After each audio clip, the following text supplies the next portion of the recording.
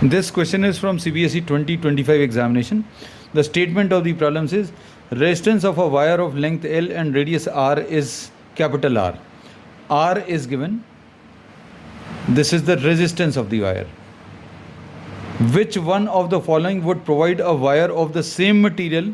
Material same है मतलब resistivity same आएगी. और न्यू रेजिस्टेंस ऑफ R/2. हम लोगों को R' की वैल्यू R/2 चाहिए. R का formula rho into L upon A है और इसमें ये रो रेजिस्टिविटी है, length is capital L and this is pi into R². So this is the original resistance which is given. Now for the option A, new resistance using a wire of same radius. R' कितना आ जाएगा? Rho using a wire of same radius and twice the length.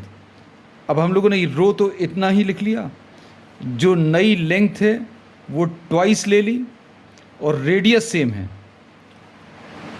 अब इस rho L और pi R square, rho L pi R square को अभी हम लोग आर लिख सकते हैं और ये 2 ऑलरेडी लिखा हुआ है, सो दिस विल बी 2R. लेकिन हमें रेजिस्टेंस कितना चाहिए? R/2 चाहिए, तो this is not the option, so this is not correct. B, using a wire of the same radius but half the length.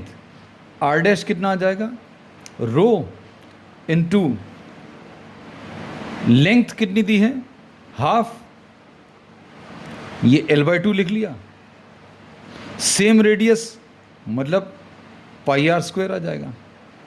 अब इसमें ये 2 को नीचे ट्रांसफ़र करो तो 1/2 rho L upon pi R square. तो rho L upon pi R square, this is nothing else but R, so R/2.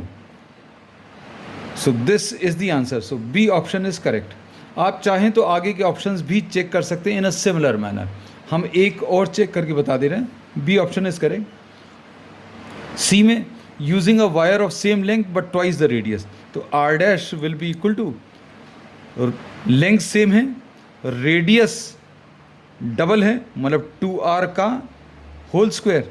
तो इसमें rho L upon pi R square अगर अलग कर लें R, तो this will be R/4. So this is not correct. And similarly D is using a wire of same length and half the radius.